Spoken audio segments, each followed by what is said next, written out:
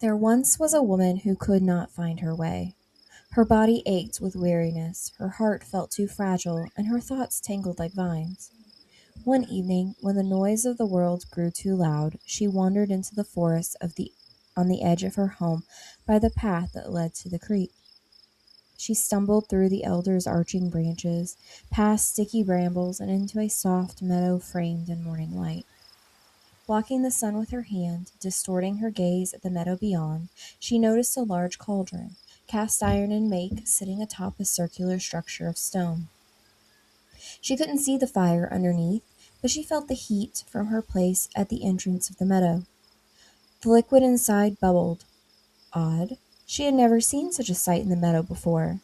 She inched closer until she was standing at the edge of the cauldron. Curious, she dipped her finger into the warm, dark liquid, lifted it to her mouth, and sucked. She did it! A small voice squealed with clear excitement. Huh? Where did that voice come from? The woman raised her hand to her mouth in surprise, worried she had broken some unknown law.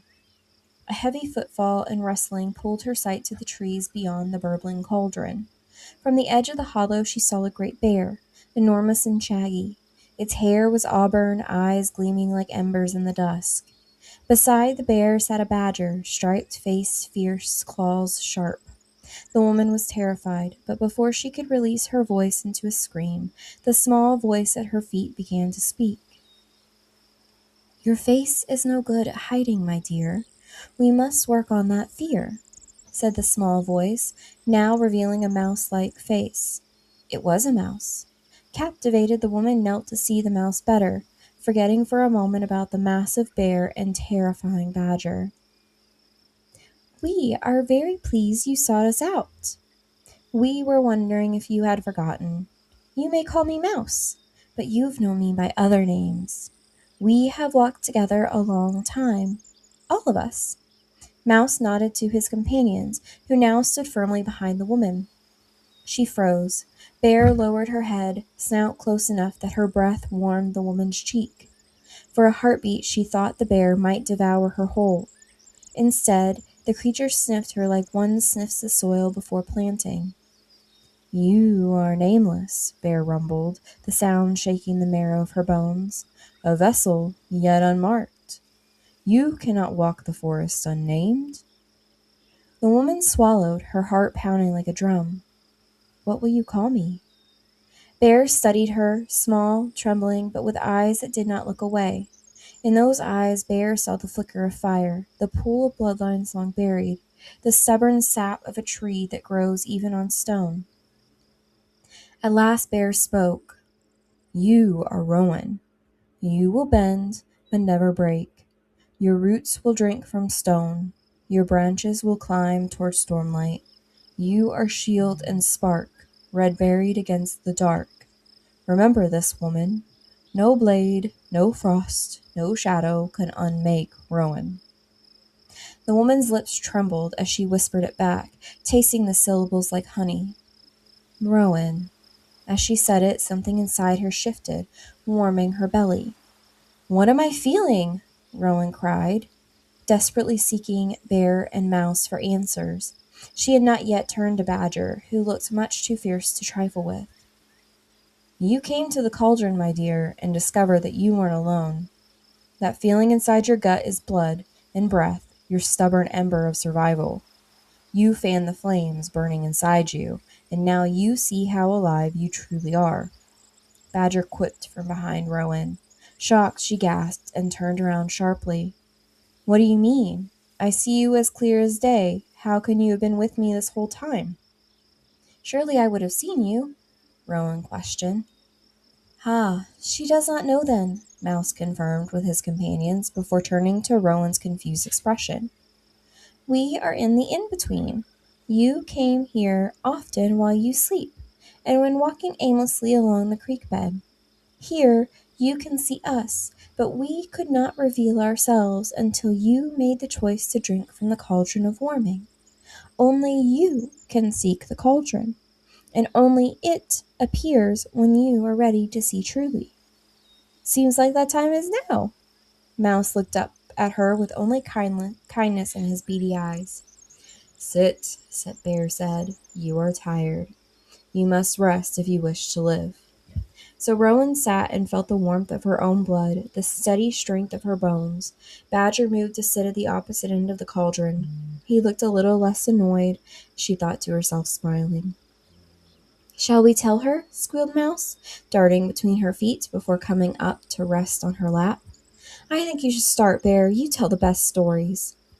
Bear chuckled to herself, pulling Rowan and Mouse into the warmest hug Rowan had ever experienced, keeping them there in an old-fashioned den snuggle. Rowan sank into Bear's soft hair contentedly. She couldn't remember the last time she felt this safe. "Rowan, you have never been alone. We have walked with you every step, and have seen how terribly you have suffered. You have been fighting for so long. Coming to the cauldron of warming can only mean you are ready to rest. You see the cauldron in the meadow now, but it lives inside you, just like we do. We reside in your belly and are part of you. There are other cauldrons, but you were born with us here. You have always been our little wildling," Bear said, her voice rumbling in a deep hum that soothed Rowan greatly. "We only have a short while, and you have other cauldrons to journey to, so I'll try to be as brief as any bear can be. The cauldron of warming rests in your belly and hips, where heat pulls. It is the pot that stews survival, vitality, and a sense of belonging on this earth. Without it, nothing else can be filled. The cauldron is upright at birth, but doesn't remain hot. One must stoke the fire to keep it burning. You, my dear, have been drained of your broth. Someone made you feel powerless, and that perception made you forget you have 3 powerful allies living just in your belly." Bear nodded to Badger, who smiled briefly, and to Mouse, who settled deeper into Rowan's lap. "I am the keeper of body and bone, embodying the regenerative power of hibernation. With me, you learn the seasonal rhythms and know that poor seasons come and go. What is important is divine rest between sparks of creativity. I am with you when you lock yourself away in your she-den for days, screaming into the void, creating from marrow and breaking bone. You don't rest enough, little one. You are so tired. Let me teach you the art of trusting the cycles of dormancy and renewal. You are so resilient. You've shown us your mettle already, but you've never had to earn rest. It is your birthright. Let me feed you." Bear's nose turned to nuzzle Rowan's knee and then looked expectantly at Badger. "You don't tell yourself enough how proud of yourself you are. I'm telling you this now, while we have time to speak in such a way. I am fiercely proud of you, but I am your boundary guardian, the digger, the fierce and unyielding. I insist you stand your ground, claim space, and not shrink from the rawness of life. Everything you do is done with all-consuming passion. You are a force to be reckoned with, and only a handful of people know how to deal with that intensity. That is your strength. You dig deep into the mysteries, seeking answers in unconventional ways. You dug so fervently that you found wells no one has tapped in generations, and you erected an iron gate to keep everyone who might poison that well out. We badgers bow to no one." Badger winked at her from across the cauldron, and for a moment she thought he had shifted into a Victorian waistcoat and top hat before the haze of the cauldron's brew obscured him from view. Mouse stirred from his spot on Rowan's lap when the tiniest ahem began. "Your face is so telling, my dear. I'm so very glad you heard the call. I am what is often overlooked. No one pays attention to Mouse because we are capable of paying attention to details and can quickly assess dangerous situations. Our heightened awareness keeps us safe." Mouse petted her hand gently as he finished his telling. Mice use facial expressions to communicate their mood to others. Every flick of my whiskers, every tremble of my ear makes my body a broadcast. But what keeps me alive isn't hiding my feelings. It's knowing when to show them, when to scurry, and how to shape my signals so the right ones see them. I never stop being a mouse, and neither should you. Stay quick, soft, and learn your paths. Make many doors to your burrow, many routes out of danger. That way, even if your whiskers fail you, you're still safe. Don't freeze your face, train your pauses. Oh, now, don't cry. We see you because we are you, and you are we. Mouse smiled up at her, ears twitching with humor, before shifting back to Bear. Shall we let Rowan continue her journey? It's almost midday now. She has a while yet to walk, Mouse asked Badger and Bear. Yes, it is time, Rowan. Follow the Greenwood. You shall find what you seek, Bear said, before gently raising her body, causing Rowan to stand and Mouse to scurry off her lap. The three made their way to the cauldron of warming, paused to look at Rowan one last time, then entered the burbling broth. Rowan lingered on a log, watching the place where the cauldron of warming once sat in the after morning light of the meadow. The sun, now tilted toward afternoon, warmed her cheek, steadying her. Bear had said she had more cauldrons to visit before the journey's end, and to follow the greenwood. She turned to her left and saw a forest swathed in a green light. The glow itself shaped a path. She had her courage now. She must continue. The forest shifted as she walked, and what once smelled of hearth and fire now hummed with water and wind. Her breath caught in her ribs. It felt as if the trees themselves were breathing with her, in and out, a shared rhythm of life and loss. She followed the sound of the running water until the trees opened up in a hollow lit by even more vibrant green light. Here the air felt thick, full of murmurs. At the hollow center lay a wide basin of black stone, slightly tilted, but filled with water that moved, though no wind touched it. Rowan timed the ripples with her heartbeat. Kneeling beside it, the surface trembled, but she did not see her reflection. Odd. Peering up from the pool, she saw a deer standing just on the edge of the greenwood. She was tall and slender, the light moving like silk across her hide. Her eyes, enormous and sorrow eyes, held Rowan still. "You've come far," she said, a voice like a flute played in fog, "and now you must learn how to move through the ache instead of around it." Before Rowan could answer, a flutter of sound broke the air, revealing a raven, black as ink and twice as knowing. He landed on the stone's edge, talons tipped into the luminous water. Tilting his head, his eyes glittered with mischief and memory both. "She still thinks her pain makes her special," he croaked, wings rustling.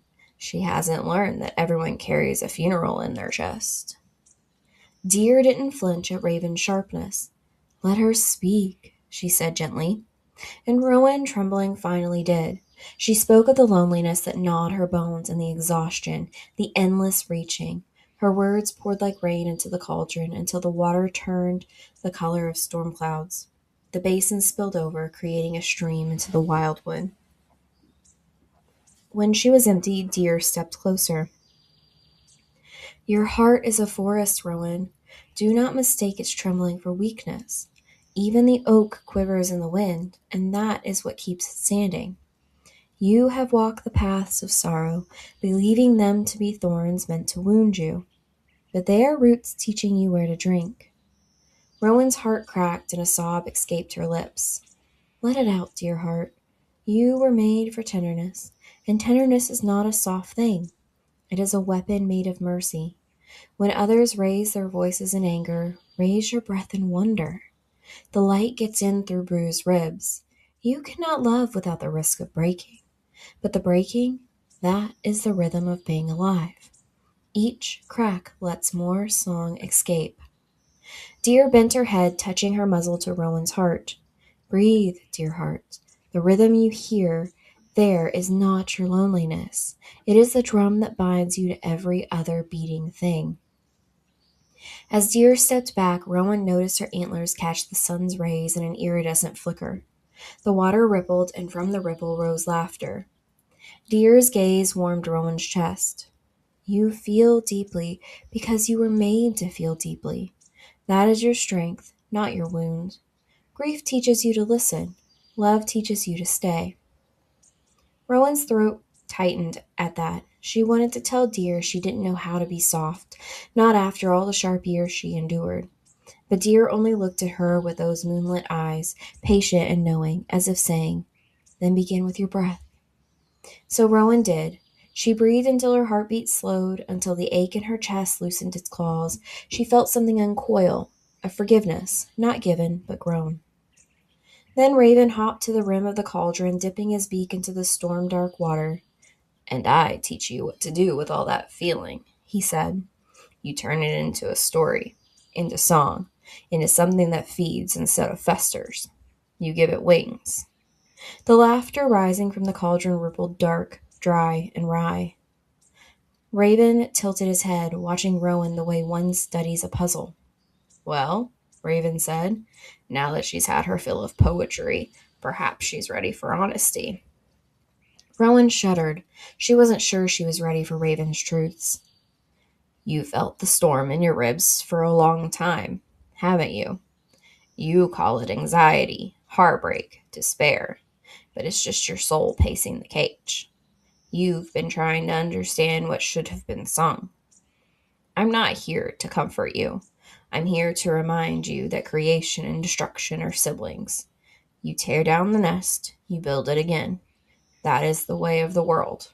Every story you tell feeds the dark and gives it form, keeps it from swallowing you whole.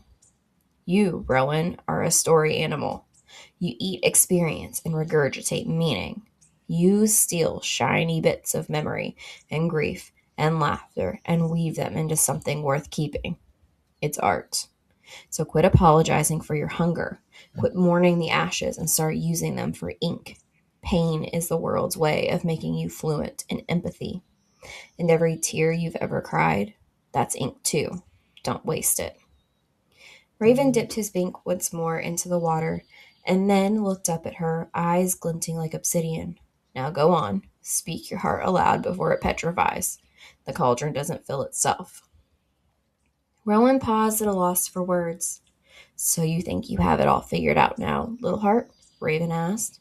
"Not even close," Rowan said, surprising herself with a laugh. Raven hopped closer, voice like smoke and bells. "Good. Certainty is a cage, and cages are for prey, not those who dance between worlds. You must learn to twist light through the cracks." Rowan frowned. "Twist it into what?" Raven grinned, eyes gleaming. "Into whatever you need it to be." Then, with a flutter that stirred the air around her, Raven dropped something at her feet, a single feather streaked with silver. "Your words are magic," Raven croaked, "but your silence is a spell that makes them true. Use both wisely." With that, Raven gave a rough, affectionate caw and leapt into the air, feathers catching the green light until they turned silver and dove into the cauldron. Deer followed, stepping calmly into the water until she vanished beneath the rippling surface. The forest held its breath when they were gone. Only the hush of wind through fern and feather remained, and the lingering perfume of moss and rain. Rowan knelt before the cauldron of motion, watching her reflection ripple. Two faces, hers and the one beneath, belonging to the woman she was becoming. Deer's gentleness still hummed in her ribs, a steady, great rhythm of grace. Raven's laughter coiled through her throat like smoke, irritating and illuminating. Together they left her with a strange, shimmering ache, as if her bones themselves had been tuned to a truer frequency. She realized that when motion was not about speed or striving, but the courage to keep becoming, to move even when you're afraid, to speak even when your voice shakes, to feel even when it hurts. The water in the cauldron began to stir. It spun slowly at first, then faster, as if some invisible current pulled at her. Rowan rose, hand pressed to her heart. "I'm not ready," she whispered, but the cauldron did not care for readiness, only truth. The spiral deepened, drawing her reflection into darkness. Somewhere far off she heard the faint echo of wings and the low thrumming of a distant drum. The cauldron of wisdom was calling, and the only way forward was through the song, waiting in the dark. Rowan lingered before the cauldron of motion for a few heartbeats more until a glimmer to her right caught her eye. Turning toward the source of light, she realized the cauldron was overflowing. Her storm-gray tears from earlier had filled it so deeply that a stream now ran from its rim into the Wildwood. She gasped. Had all that come from her? She did feel different, lighter perhaps. Whatever it was, courage stirred in her bones, and she knew the next cauldron lay somewhere along that stream. As she followed the water, the green glowing hollow gently faded away, revealing a shadowed glade where shafts of light fell like sparks of inspiration. The stream still shimmered with that storm-gray charge, but here it ran deeper and wider. On the opposite bank rose an ancient oak, its mighty branches arcing over the current to frame a broad space between the tree and stream. The land was not vacant, though it took Rowan a moment to see the round stone floor and the long wooden tables standing on either side of a fire pit. Each table was littered with all manner of things, from tinctures, herbs, and jars of substances she both recognized and didn't.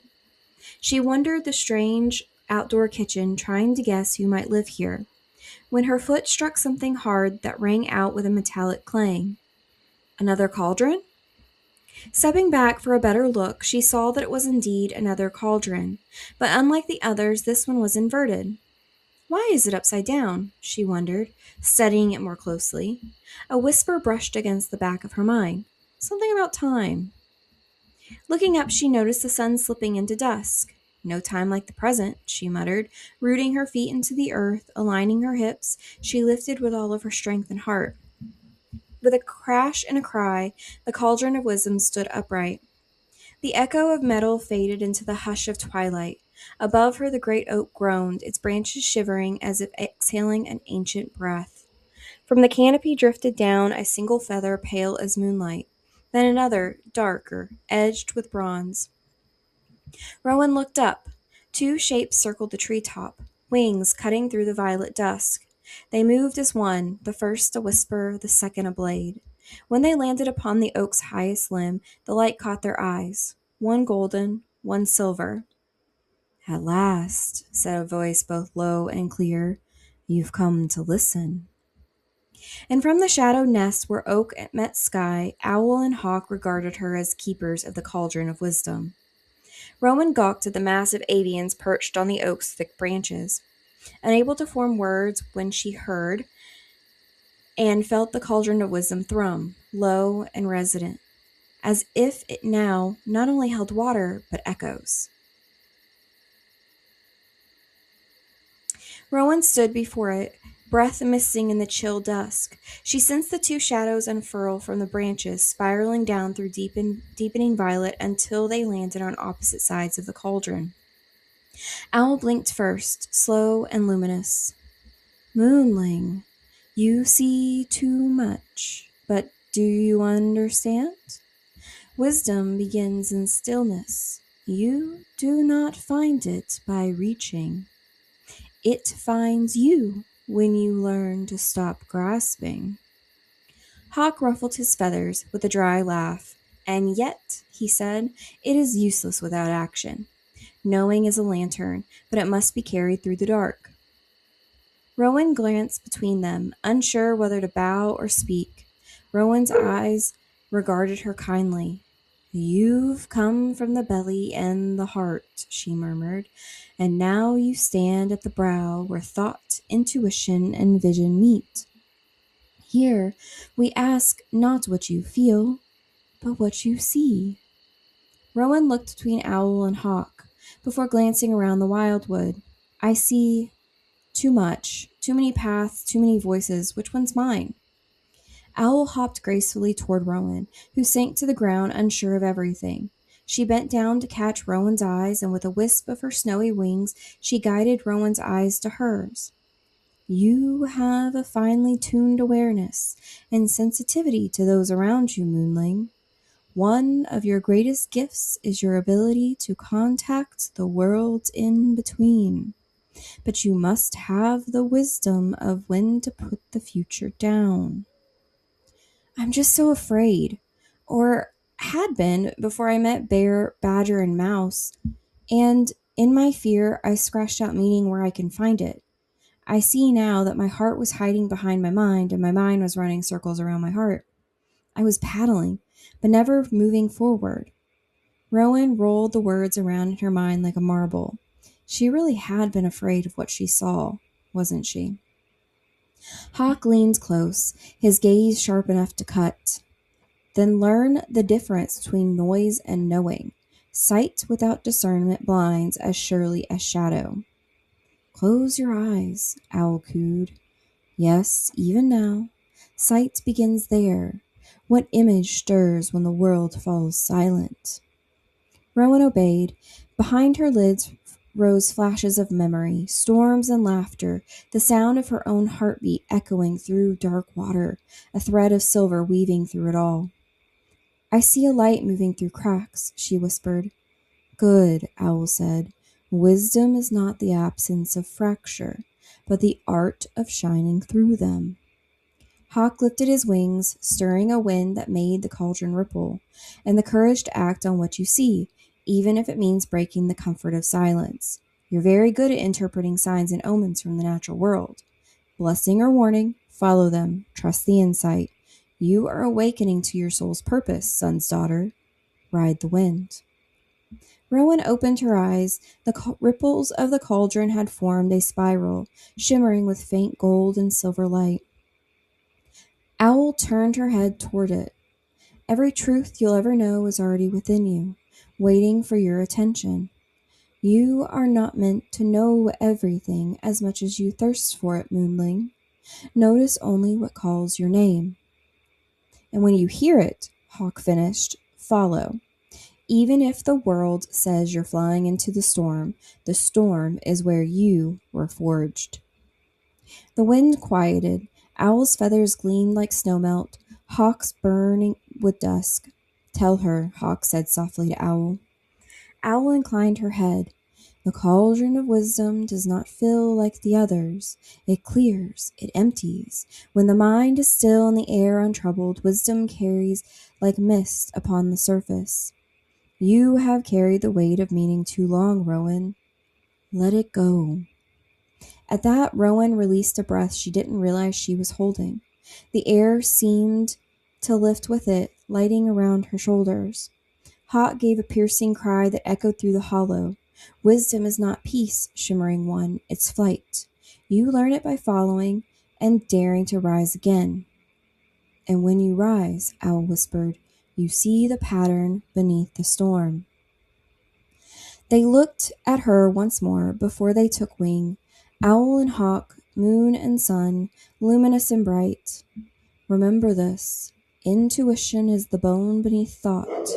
Trust it, even when it makes no sense. And when the knowing burns, don't flinch. Fire is how the truth announces itself. Rising together, spiraling higher and higher, their twin cries threading into one sound. Rowan watched as they made their twin descent into the cauldron of wisdom with a ripple. In the quiet that followed, the cauldron's smooth surface turned mirror smooth. Her own reflection blinked back at her, but the eyes were not entirely her own. One gleamed silver and the other gold. She smiled. For the first time, she did not seek an answer, she simply understood. The forest had gone terribly still. Rowan stood beside the cauldron of wisdom, its silver surface rippling with fading echoes of Owl's low hoot and Hawk's fierce cry. The great oak loomed above her like a cathedral, and the long tables around her hummed with the ghosts of 1,000 hands and herbs. She swallowed hard.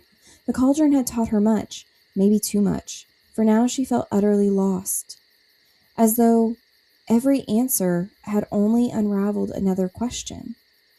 Right then, she muttered to herself, brushing the dirt from her palms, time to go home, wherever that is. Rowan looked around her, searching for anything familiar. She should know where she was. This was her home, wasn't it? She turned in a slow circle. Every path looked different now, as though the wildwood had quietly rearranged itself the moment she changed. Every root, every shadow whispered, "Not that way, dear." Perfect, Rowan sighed, utterly, gloriously lost. She began walking away, stumbling in the dark. Thorns snagged her pants, branches tousled her hair, and she swore as she tripped on every root in the wildwood.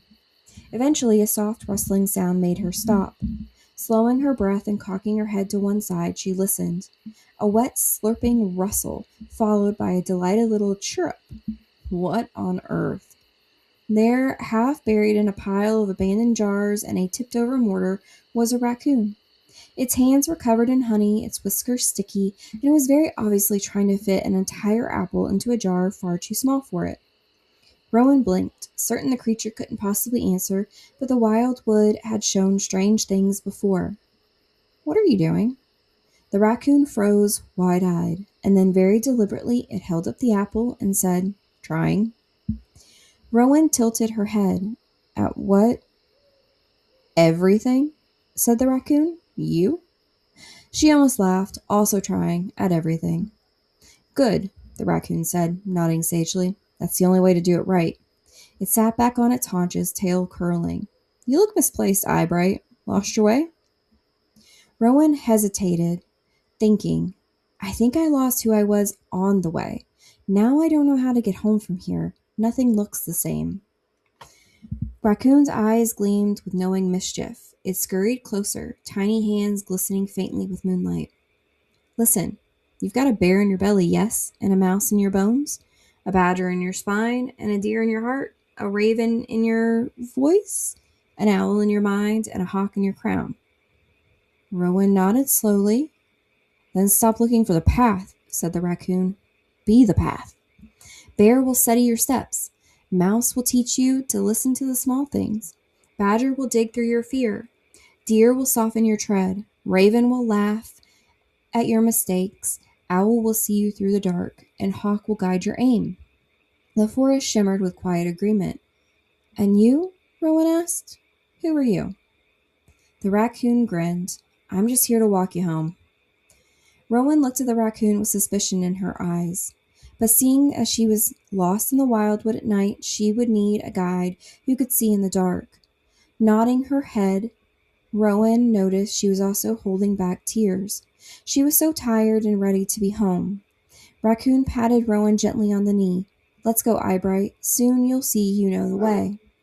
She patted Rowan's hand and began waddling down the wildwood path, Rowan following, happy to have company in the shadows. They carried on this way for some time, Rowan stumbling on roots the whole way. It happened so often that Raccoon began chirping "Root!" to alert her of their presence. She still tripped. She had stumbled upon her last root when she fell to the ground with a frustrated cry. "I'm so tired of stumbling. Why is this so hard? I'm beginning to see where I am, but these roots, I walk this trail every day. These roots aren't here." She threw her head into her hands and sobbed. Rowan was silent. Raccoon was silent for a moment, and Rowan heard some rustling. "Eyebright, you're actually remarkably resourceful at finding whatever you need at any given moment. It is one of your many gifts. You spent this day with the animals in your cauldron. Do you truly believe they're gone? Why not ask one of them for help?" Rowan looked up to see Raccoon holding a stick with a translucent leaf tied to the end. Inside were fireflies illuminating the dark. "What do you mean? I know they are me and I am them, but how do I ask them for help?" Rowan said, cocking her head, thinking. Raccoon giggled, patting Rowan on the knee. "If they are inside you, they aren't that far away, are they? Try this. We are going to call for Bear to help steady your steps and miss these roots. Take a deep breath. Yes, that's it. Breathe in and out. Feel your feet on the ground, getting heavy and sure. When you're ready, ask Bear to rise through your belly and hold you steady." Rowan did as Raccoon asked. She closed her eyes and breathed in and out deeply. She pushed the soles of her feet into the ground and imagined roots growing there. When she was ready, she reached out with her awareness to her belly, where she knew Bear lived. Almost immediately, her awareness bumped into soft, warm fur. Bear, I need you. Please make my feet heavy and sure so no root may trip me as I leave the wildwood. Warmth surged through her belly, slow and immense. It felt like standing beside a hearth after a long storm, like something ancient had finally decided she was safe enough to touch. When she opened her eyes, her feet were no longer feet at all, but bear paws. She wiggled her toes and giggled with delight right alongside Raccoon. Standing up, she began walking and saw she did not trip. This is amazing. I can surely get home now with these steady feet. Now I just need to find the right path. Rowan didn't finish as she looked around, seeking the Greenwood Grove she knew she would have to pass to get home. Why don't you call on Mouse and see what your intuition has to say? Suggested Raccoon as she petted Rowan's soft feet with gentle chirps. Rowan repeated what Raccoon had taught her before and sought Mouse's expressive ears in her belly, finding the velvety ears she was looking for. Rowan opened her eyes, smiling. Following a faint rustle to her right, Rowan let her intuition lead her through toward the clearing. She was definitely getting home. The forest no longer felt like a maze, but a map written in her bones. Raccoon hopped gleefully beside her, chirping the whole way. One paw at a time, that's how we all find our way. And for the first time, Rowan believed it. The forest began to breathe again. Each step Rowan took loosened the shadows that had clung to her ankles. Somewhere behind her, the hush of Bear's strength still hummed in her muscles, and Mouse's quiet courage whispered at the edges of her senses. The trees grew thinner, their trunks glowed faintly green. She realized she was retracing her path toward the Greenwood Grove. Raccoon loped ahead, tail striped silver in low light, occasionally glancing back as though to make sure Rowan hadn't fallen too far behind. You're walking lighter, the trickster noted. Less drag in the world behind you. I suppose I've cried most of it out, Rowan muttered. Said Raccoon. The tears always make the soil softer. The air shifted, the scent of moss and river mint returned, and before her the trees opened to reveal the familiar glade, though it no longer looked the same. The space where the cauldron of motion once stood now brimmed with new growth.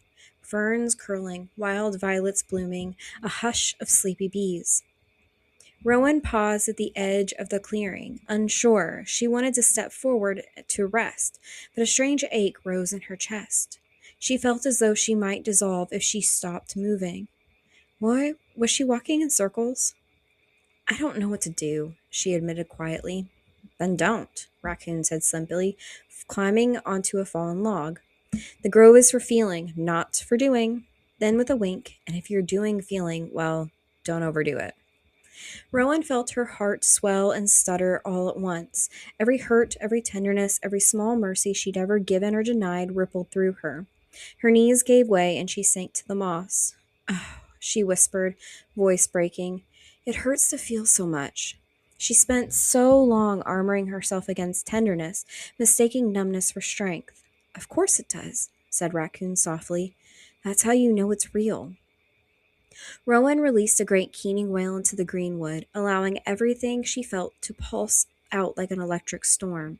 When she had quieted, she saw her, a doe, standing on the far side of the grove, half shadowed by the trees, moonlight woven through her fur. Her eyes caught Rowan's gentle and knowing, while the world held its breath. Rowan's hand beat her heart chest in rhythm with her heart as the doe stepped closer, until Rowan could see her breathe in the cool air. Move softly, she seemed to say without words. Not every step must be brave. Some must simply be true.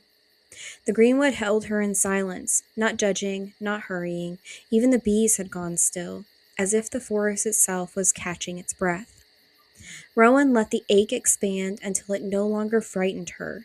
She breathed with the rhythm of the doe's slow, steady heart, and in that moment she understood. Grace wasn't about stillness. It was about staying open while trembling. Wiping the salty tears from her face, Rowan moved to rise to her feet, but could not find her footing. She slipped on the wet moss and fell face first into a mud puddle. She lay there for a second, still, before cackling boisterously through the greenwood. The sound broke open the grove, scattering her heaviness like startled leaves. Maybe healing wasn't the absence of pain, but remembering how to play in the middle of it.